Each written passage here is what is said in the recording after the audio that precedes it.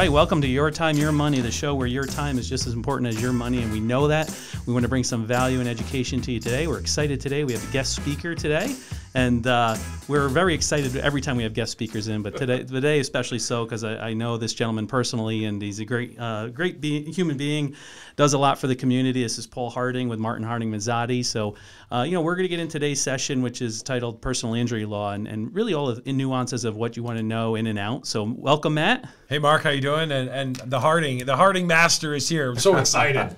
This is great. It's good to be here. I've been singing the jingle all day. Yeah, well, that's good to know. You can probably do it right now if you want to go live. Yeah. Can never hear it enough, Oh, my God, I love it. Excellent. So, without waiting too long, let's get into it. I'll let you do the honors. It's your time. It's your money. Great. I'll let you flip it so you don't. This is one of our little traditions that we do, and we were just talking before the podcast about being on a team and being part of something great. And I know you have a great team where you work, which I want to hear more about. Yeah. But tradition is everything, and having something that you lean on and that you really believe in is so important. So you guys would probably have that at your place too, I'm guessing. We do. We were been around now for 25 years. I had 25th year this year. And it's just unrecognizable. We currently have 154 people, 43 lawyers, and again, it was at one point it was Harding. I was Martin first, so Martin and Harding. It was just the two of us. So we had one secretary. So now when I look around, it really is the people who grow the firm. It just is. Yeah, that's exciting, especially in the Capital District area, to be able to provide those resources for so many families that work with you, and and not only just provide the resources for them, but employment and health benefits and everything along that lines. It's just a large employer in the area. I mean, we always talk about a known quantity, right? And we always talk about the respect in the area and the fact that you're a very well-known name. It's a critical thing, and that's when people need help. That's what they want to do. They want to call somebody they know. They want to trust the process. Yeah, it's a question of kind of doing it over time and, picking up friends and relationships along the way, because we're currently out in Buffalo and Rochester, right, and we're a new entity, right? So we're just slowly working our way into that market, and it's a completely different response to us, to our ads. Doing it over time, because, again, trust is built over time in virtually every relationship, including the attorney-client one. Yeah, well, and with trust, I got a little bio for Paul. I don't know if he knows it or not, but as always, I pull it off the website, so we hope it's accurate. Okay. You're going to extemporaneously deliver, right? You're not going to read it. There we go. I wanted to pull out some important things that I thought were prudent. And, first off, he's a local graduate of Albany Law School, which I think is important to understand as well. He stayed in the Capital District area and graduated from the Capital District area. But he actually sits on, a couple different boards. And, most importantly, he's been a part of the board of directors for New York State Trial Lawyers Association. It's an organization comprised of over 4,500 members, and he continues to maintain active status with the New York State Bar Association as well. And some of the things that people don't see, they see on commercials, they understand a little bit about what you do, but they don't see the philanthropic end. They don't see all the things that he does behind the scenes for organizations. And sitting on some boards myself, I just want to thank you personally for all the involvement that you've had in the community and organization. A lot of people don't see that. You'll see the commercials and stuff like that, but I think that's the most important part about any business owner. Yeah, it's the greatest gift, right? Is to be able to give back and support others. And it sounds like a cliche.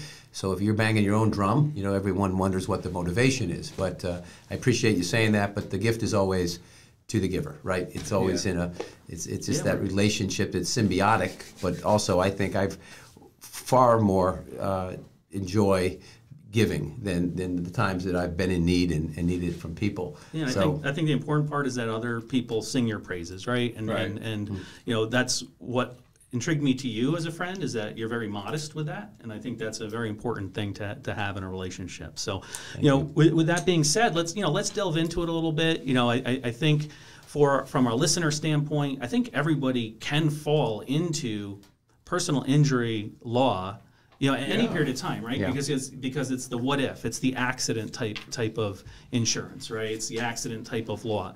And can you maybe walk through some of the areas that you deal in? What tort law is? Personal injury law. Without the Webster dictionary, like common sense terms. Bring it down to maybe something that maybe even sounds a little interesting too. Yes. So we do a little bit of everything. If you're injured, call. We always say we do workers' compensation, which at some point, often in the trades, through the course of a long tenure, there's usually an injury. And walking to the comp board is nearly impossible for someone to do without an attorney. In fact, I do very little comp in full disclosure, and the few times that I've been at the comp board, I'm lost. I'm listening to numbers being shouted out, and it's going so quickly. Now, we do have a complete comp department with about 27 people in it, but I would say that to go there as an injured employee and go there without representation, you're sort of a sitting duck, because you're just not going to understand what's happening. I don't understand what's happening, even as a lawyer who's trained in other parts of advocacy. And then we do Social Security disability, again, the injury that takes you out of working. And those are the things we do. They're sort of service businesses. Someone said, why do you do that much of it? It's not really profitable, to be super honest with you. It is something that we do in addition to the work that we do, but it's also very important work. And there's lots of room. We do a lot of stuff pro bono, as you might suspect. Every now and then, somebody just needs everything that we're able to get for them, and we're happy to do it. What we do primarily, surprise, surprise, but we do the motor vehicles accidents. That's about 87% of our revenue, and only about 40% of our workforce. So the other stuff we're doing is more community-based. And so you're saying more people are texting and driving? Is that well, texting and driving, is so awful. We're just living here in the capital region, and this weekend or this last week was that Amazon. Yeah, the truck. And we haven't found out yet. We're going to get to the bottom of it, but the reconstruction won't come out for probably another month or two. But that's the only thing I could think rationally. Right. Maybe sleeping, but that seems a little middle of the day, seems a little bit too easy. But I think we're going to find out that he was in fact texting, and they take the phone. They could be other things. Could be going through Safari, looking up who won the game last week, And so it's just that moment of inattention. It was a tragedy for everyone involved. But yeah, we're involved in those cases. Yeah, unfortunately, the amount of technology nowadays at our fingertips, I think, has led to a lot more accidents than there should be. It's too tempting, just to do that quick call. If you're going to do complete voice texting, then you say, well, I don't want Mark thinking that I can't spell the word Google. So let me go correct that while I'm driving. That's what happens. If you send a voice text and it's all voice, it's probably okay. You're not going to get in an accident looking straight ahead talking, but that's not what we do. Is it? When we engage, we start going a little further down that rabbit hole. I could just think the voice text. That's what's happening in my head right now. Like when I'm saying a word and it comes out completely different. Yes, I've had a couple. Oh no! Don't send that. A couple fatalities. I've sent a couple that required an immediate phone call and explanation. So yeah, you got to live with that if you're going to voice text. Yeah, but I mean, it's a safe thing to do, though, right? It's a safer play. It's the only thing you should be doing in your car. And of course, I've gone as far as taking my phone and putting it so I can't reach it. Not as far as the trunk, but in that back seat, and then if I really have to make that call, I can just pull over, right? But is my car, on the ride here, although that's an interesting story too, but on the ride here after the flat tire. Wait, you had a flat tire? On the way here. Oh my God. So my car is somewhere, points unknown, and they gave me they lent me one right at the store. It all broke down there. But yeah, my phone was in reach as I was driving, and the calls come in, and it is tough to not take them. Yeah. I bet a guy like you probably get 500 calls a day. I mean, geez, you got. And that's just from me. That's just from Esley and me. Yeah, we get 3 to 5. It's funny, you're pretty good. About 3 to 500 new inquiries a day that come in, whether through phone or through submission. And a lot of the stuff that we see could be solved, and they wouldn't be calling us with just some basic repeated safety patterns. And that's just one of them. So what are some of the things that our listeners and viewers should think of right away when they're in an accident? They get in an accident. What are some of the things that they should be doing? What shouldn't they do? Why is time of the essence perhaps to call you and your firm? And what are the? That's a little nice setup there. I'll go with that one. But yes, a softball. So I'll hit this. Don't worry, I throw the fastballs there. I'll be ready. But the truth is, there are limitations. If you don't bring something in time, you can lose that right. For example, if you are hit by a municipal vehicle, pick a town truck, right? You're hit by a town truck. You have 90 days to file a notice of claim. Well, you say, well, 90 days, I'm not sure what I want to do. I'm treating with the doctor. I'm not sure if I want to go forward. It's kind of a big decision. Well, on day 91, you're out, right? And that's not announced anywhere. There's no way you're going to find that information because you get hit by another truck that is owned by, I don't want to pick the business and jinx them, but ABC company. ABC Towing. And you have 3 years to maintain a claim, right? Okay. But then you want to get your bills paid. Well, the no fault is what pays your bills. So you hear the term no fault. It is the insurance policy on your own policy that if you're injured in an auto accident, whether it's your fault or someone else's, that pays your bills. Well, you have 30 days to submit that application, or they have the right, they don't always do it, to not pay any future bills. So getting some information right away, we have some videos that just show, look, you don't have to call us if you're uncomfortable. You don't have to maintain a claim, but this is what you should be doing in the first 30 days after an accident.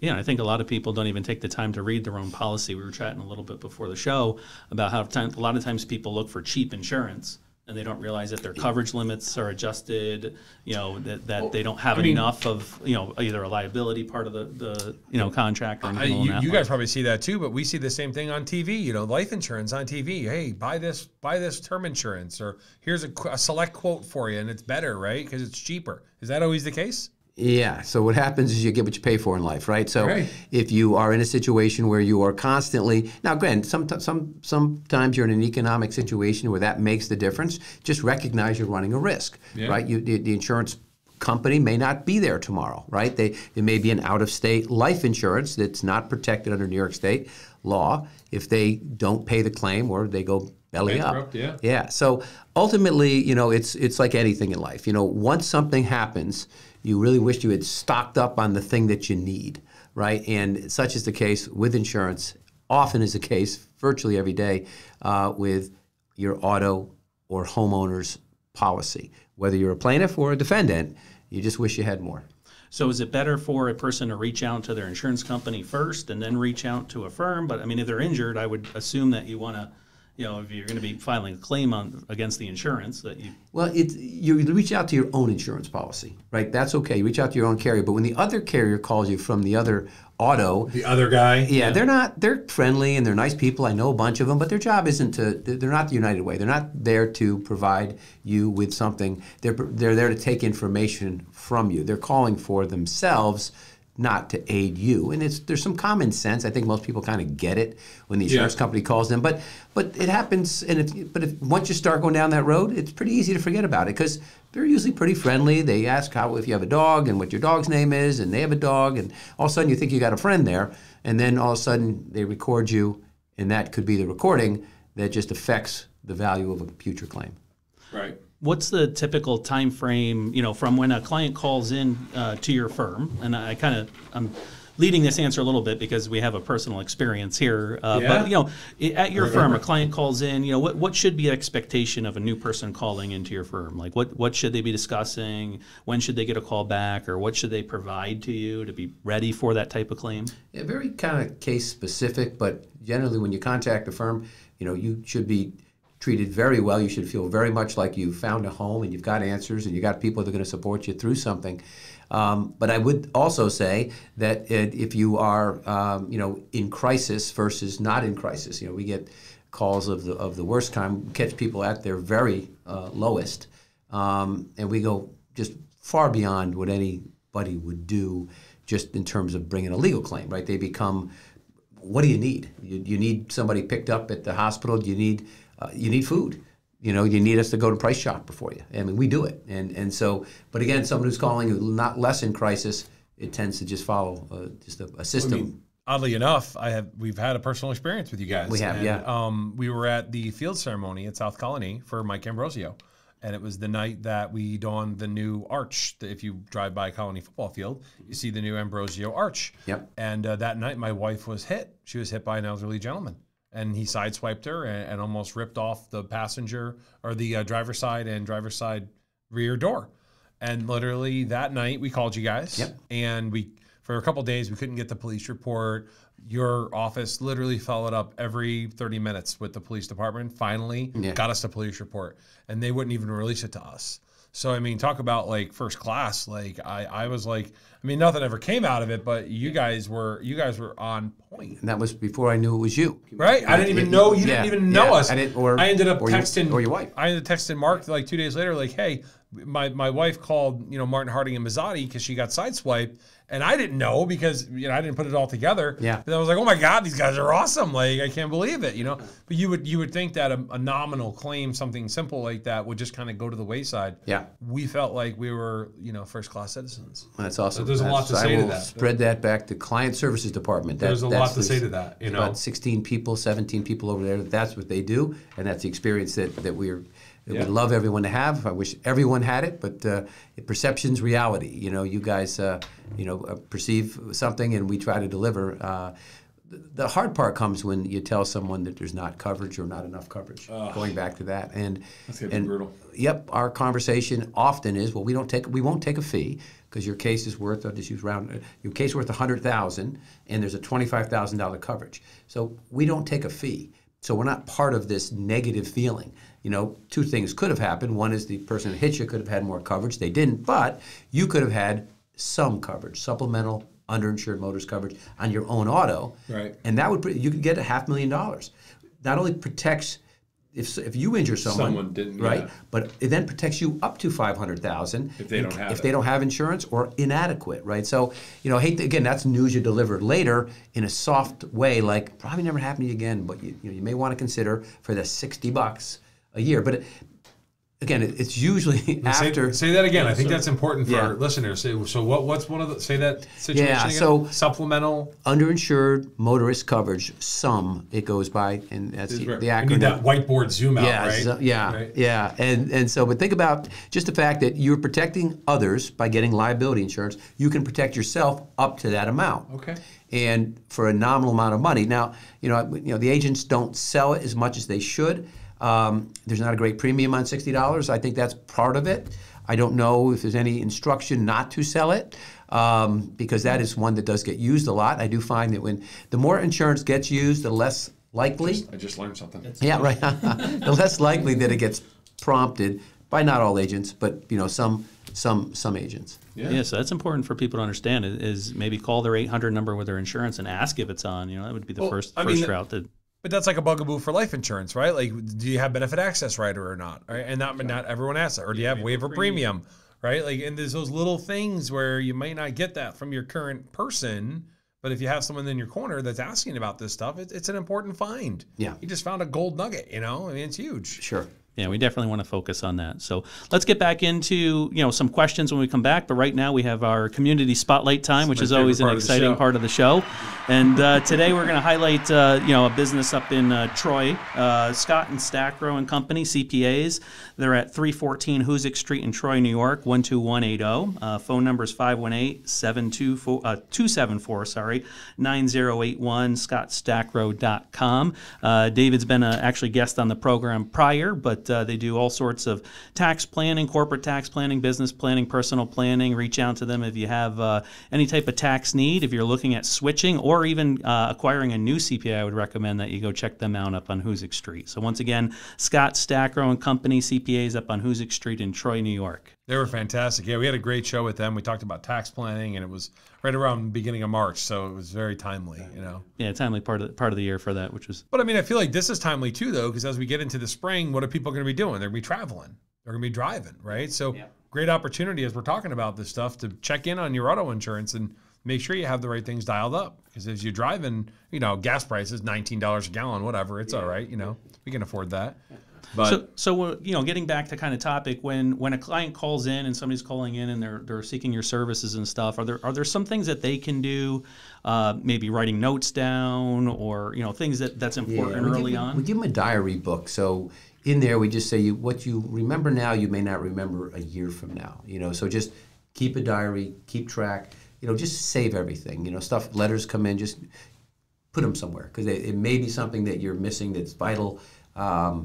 But as soon as we do the letter of representation, we get a copy of all the letters, and then that piece can end. But Yeah, I guess I would say that information's powerful in any arena, and here particularly, there are some forces at work that would prefer to see somebody not get the recovery that they deserve. Yeah. And so, if you're doing it alone, some people just like to do things, and they become really good at it. But most people who don't get represented, not just by us, by anybody, end up regretting it, recognizing it years later. Years later, they recognize that they've missed out on a benefit. Yeah, and it's this fine line, right? That you have the underwriters for the insurance company, the actuaries that are trying to make sure that it's a valid claim, right? They want to pay out because that's what you purchased the insurance for. But at the same time, they don't. Nowadays with a lot of fraud and things along that lines, they want to make sure they're protecting against that. And so it's this fine line. Yeah, it does go both ways for sure. But at the end of the day, if they pay out a little less, that money stays at the insurance company. They pay out a little more, that you're usually forced to do so. But yeah, there is some fraud in this industry. I don't see it as much as I think that I should. And we can identify things very quickly. If somebody's story doesn't add up, we just immediately disengage. And everything's about a medical record, right? So in order for there to be a true conspiracy, you need to have the doctors, the police, and a bad actor, providing that information to us. What other types of claims do you deal with? Other areas of law that maybe your firm specializes in as well? So we just got going recently in what they call mass torts, and so everyone probably saw over the years there was those DePuy hips were pulled off the market, or more recently Zantac. Right, the Zantac. The antacid medication. Yes, buy it, and now people, they linked it to cancers. So we have a group that does this, headed by Rosemary Bogdan. She's brilliant, and she's on the National Steering Committee, so she's very involved. So our firm has a whole division that does the mass tort and drug recall cases as well as product recalls. And I think generally, and what we've done recently with just the sheer number of, we don't advertise for it, we don't talk about it, but employment law. Right, it's just been what's happening. Right, people are wondering if, hey, I just got fired, or I just had this conversation with my boss. Is that appropriate, or am I being paid for the time that I'm actually at work? No, they're starting me 15 minutes later. That's wage and hour claim. So this employment law division we just started, and I mean just started in the last 6 months, is going unbelievable. We knew we were getting the calls. We couldn't service the people, and so we found the right person, a woman by the name of Kelly Magnusum. She's super tough, but yet super lovely at the same time, if you can imagine that trait. I wouldn't necessarily want her mad at me, but I would love the fact that she works with us. And she is just signing up cases literally every day. And so there's a great need out there for that. And that's the last thing that we've sort of added to the firm. And we've got a lot of people. We've got a lot of space now in our new building, but new building, right? Yeah, you forgot to ask about that. Yes, you guys moved. We did just about 2 miles away, but a lifetime away. So it's 60,000+ square feet. It's more than we need by far. But we were in 3 locations. Now we're in 1, and which is good. Everyone gets to know each other, because some people didn't know each other. We were British American. We were on the corner on Vly Road in Niskayuna. But and yet there was something easier about being in 3 locations too. So now everybody's together. So I have you get lost easier. Well, yeah. Personalities, perhaps. We have a clash of personalities. Occasionally, we had some. Yes. What could go wrong when you throw that many attorneys in one room? We got some intense people, so they're can produce some intense results. But that's part of that. But we get that. I mean, that's what you want. You want someone who is going to fight for you.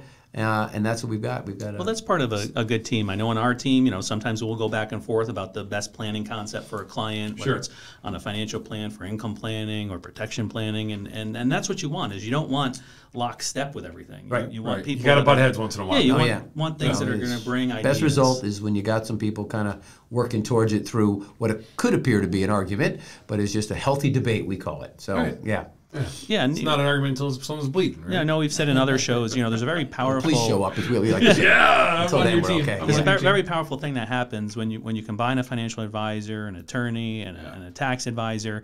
And in this type of situation, sometimes these injuries are life changing. And people go through this process and every dollar they can squeak out of that claim, for if they can't work for the rest of their lives, or they can't provide for their family, is important, because that needs to last them forever. But I think it's important here. That's a great segue you just made. I had a person I just met about a month ago, and she lost her husband in a traffic accident, and she's never had an advisor before, so she's very hands off. But she just got a $400,000 claim, and she doesn't know what to do. So, you probably see that a lot, where people do get a check and they do get paid out, and then all of a sudden it becomes, what do I do now? What's my next step? It's like anything. If you haven't had it, you're not sure what to do with it, make bad decisions. People come asking for money. So then you can always blame it on your investment advisor. No, cousin Larry. Cousin Larry, I can't help you start that business. My business, my financial advisor advises against it. So sure, we do see that. In the larger settlements, right? That's what happens. They're trying to figure out what to do with the money, and they don't. Many don't have a concept of what happens if you invest. How that $100,000 can be $200,000, and still you can take care of your needs. Along the way. Yeah, and it's especially tough, right, if the person that passed away was the only person in the household that did the finances. Yeah. And they're the only one that knows the bills, or they're the only one that knows the password. What's the income? What's the flow? Bank account. How much do I owe? Yeah, it's a big piece. That's I think that's important too to understand, is that as those claims come in, it might be a once in a lifetime opportunity to really set yourself up for the rest of your life, whether it's income or investment or planning, income planning, sure. Yep, and I would assume most of the cases, at least on the personal injury side, are tax-free when they come in, correct? They are, yeah. It's a tax-free move, and if they even get annuity, the annuities purchased, all that money comes in tax-free also. So before they receive the cash, right? Constructive receipt, I think they call it. Once you constructively receive the money, it now becomes any upside on that, any gain becomes taxable. What are maybe some of the biggest mistakes you see in your world with people when they file or when they call or afterwards, after they have an accident or initiate the claim? Well, the mistake category. So I think.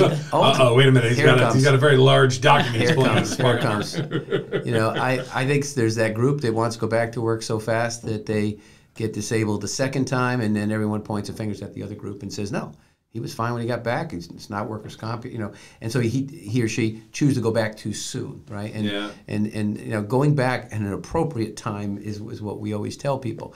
Not staying out of work when you're not supposed to, that's not good. That's not going to help the claim. So I think that's a mistake I see.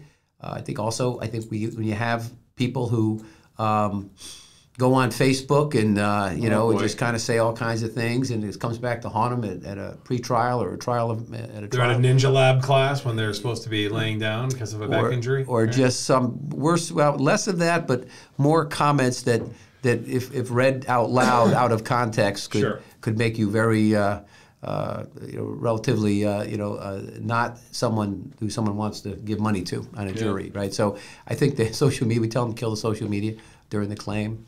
And I don't know, I could probably keep going, but they tend just to be logistical things that people, if they would ask us, we would tell them. Sometimes we do, and they do what they want, but they just go back to their life, and we want that, but we want them to think through the process, because this is their one claim. When it's over, it's over. Sure. Yeah. And I would assume that you also refer on to a lot of other professions, within the legal field. If somebody calls in and perhaps it's maybe not a specific situation you deal with, you have a lot of referrals that you can refer to. We just do the accident injury, and anybody else we can get in their life, we do. We give them choices, but because most people tend not to have the resources. Not just people who've been in accidents, but just people in general. Who knows a neurosurgeon? I don't know one. I know of them, I guess, but can't just call somebody up or try to get an appointment or a financial advisor, right? Yeah, I'm a little lucky. I do have access to that world, but most people don't, because this is, to your point, the first time they've had trust, right? And then who do I trust? And referrals are number one. Even for us, the best cases we get, the biggest cases we get, the cases are from referral. The ones that we get through advertising tend not to be. We're not as connected with them. They're not so sure of us. They leave feeling good and become a source of referrals. But when someone says, yeah, call Paul. In fact, I just reached out to him, and there's like, okay, Paul, it's all right, And there's that mental. It's true with all of us. I mean, how do we, if we're going to have a back surgery, you'd love to hear from some people that had a successful result from a prior back surgery, right? So same thing in the law. Yeah. Yeah, I mean, just a testimony from any referrer, it goes a long way, and trust has to be earned over a period of time. But it's a lot easier to get trust if you have somebody that's already dealt with you or experienced your services, and they refer. I mean, but it works both ways too. You know what I mean? If someone had a bad experience, and it's going to hurt you, it's funny because the negative side usually scaffolds faster than the positive side. Very much so. And that's it's crazy in the business world how that happens, but it's everywhere that someone has a bad experience, and all of a sudden it's like, oh my God, the whole world knows. What about the good experience? Yeah. So, but that's why you've grown so big. Is that people have had great experiences. We've had lots of the referral has really helped our firm grow for sure. And you're right, to your point. Go hand out turkeys at Christmas Eve every year, and no one really cares or thinks about it, And then some of these you'll read about a professional in the area that has a bad night and they have a DWI that haunts them forever, right? Yeah. So I think that's human nature. I think to some degree, kind of looking to maybe highlight some of the negatives more so than the positives. Yeah.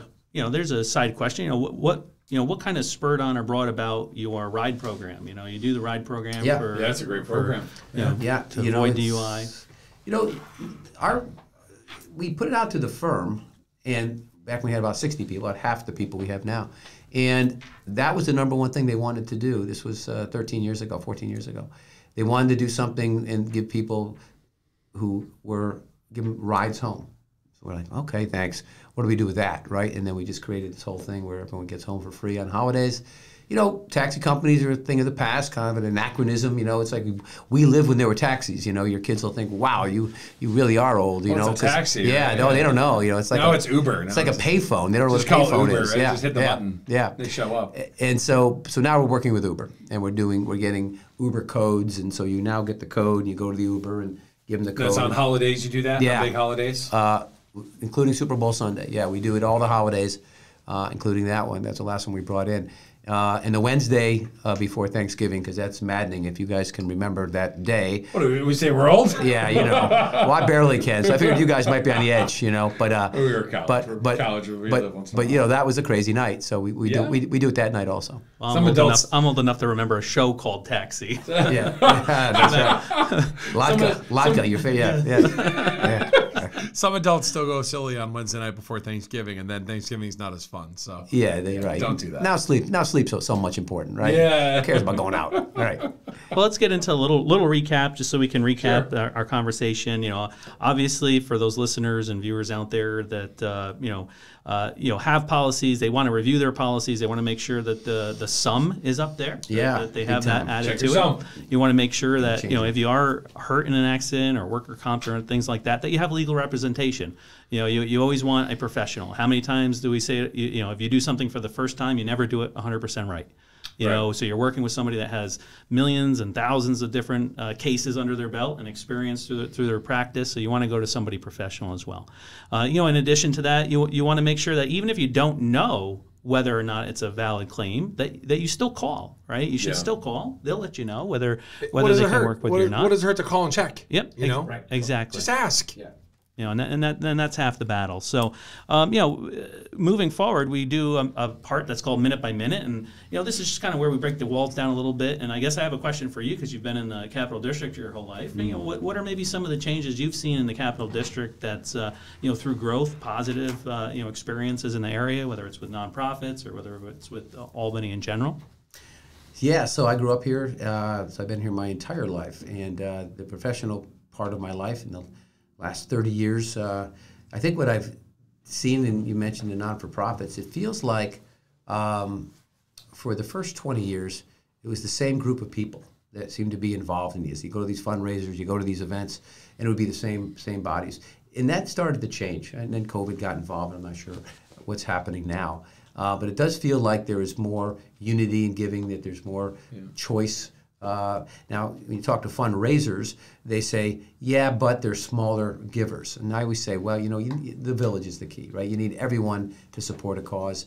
So I've seen that change. I think also we've kind of developing into our own identity. I remember when the Yankees were here, and I remember the Metro Maulers, and I remember all the sports, and then it went dry, and then a couple the Firebirds. I saw that Super Bowl game back in the day, and it's the same year I went to the Super Bowl in Miami, and I had way more fun in Albany watching the Super Bowl champion. I remember the Firebirds were a great team. I remember their names. I remember the Touchdown Eddie Brown. Touchdown Eddie Brown. And then we went sort of dark, and now I see it coming back. You know, we got the basketball, The lacrosse. They got box lacrosse now. coming back. Yeah. You know what's going on at the SUNY Albany when the Syracuse came recently. You know, and they beat them. Then they lost 2 days later to a no-name, but that's okay. But yeah, that's sports. That's sports. You know, any given Tuesday, right? Yeah.